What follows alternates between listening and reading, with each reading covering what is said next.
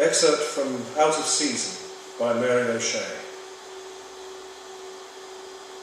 Westward, between two promontories, the Atlantic was crystal blue today.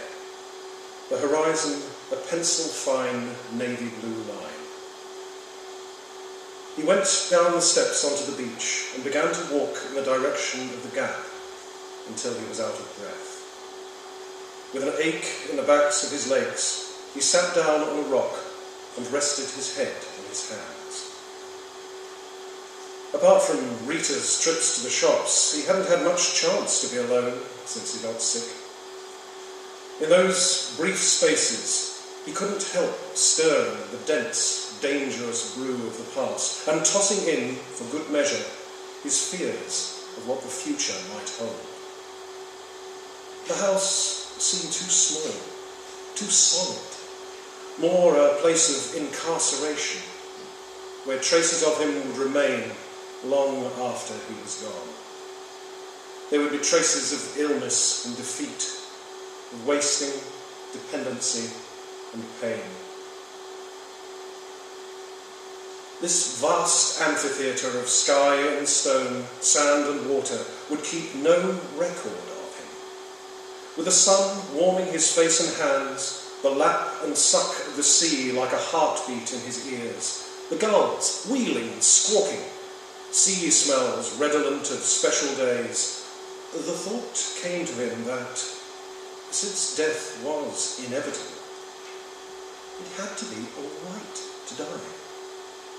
If he could let go, simply accept, how much freer he would be. It was the prospect of leaving Rita that complicated it. That, more than anything, got in the way of acceptance. She had always been the strong one, but 49 years of marriage was not much of a training ground for solitary old age. Oh, she had friends, of course.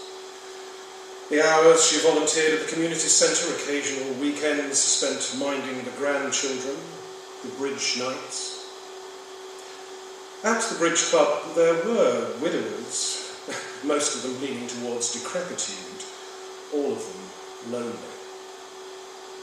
He knew her generous heart. The thought of anyone taking advantage of her shot a hook into the pain in his stomach and dragged it up along his gullet and into his throat. He'd already warned Brian about Fergus.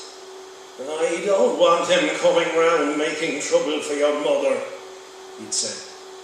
"Promise me you won't let that happen." He had made adequate provision for her, but it wouldn't last long if she decided to turn herself into Mother Teresa. Rita. He wondered if, when the moment came, they would recognise it for what it was. Would it be clear, unequivocal, like a ship pulling out of port with him on deck waving, her on the quayside waving? He would, he realised with a flash of disappointment in himself, prefer to avoid that. He had a fear of goodbyes. All his life he had lacked the talent for easy leave-taking. And yet it was important. This last one, it would be important to do it right. When he raised his head, he was aware of a movement out of the corner of his eye. Just when he ought to have been securely alone, the woman and boy rounded a rocky outcrop no more than a few yards away. He read on the woman's face, a dried-out, tired face, the same mixture of fear and surprise he was feeling at that moment. But his attention stuck on the boy's head. It shone, pink and bald, in the morning sun. Charlie nodded as they passed. "Not a bad day," he said, clearing his throat of what seemed like a wall of phlegm.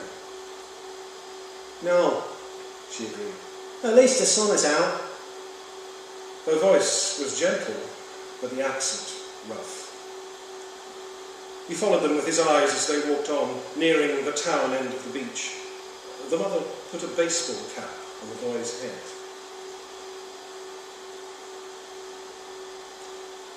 Rita was waiting for him in the bedroom. Her face made up, her lips a fatal shade of raspberry. He put his arms tightly around her. "What's the matter?" he said, feeling her stiffen. She drew back to look at him, her face creased with anxiety. "You have to be careful." "Of you?" "Of yourself, Charlie." "Oh, I'm sick of being careful." "Are you all right?" "You know how I am." She relaxed against him, warm and still, her head tucked into the crook of his neck, her arms lightly around him. "I've missed you," he said.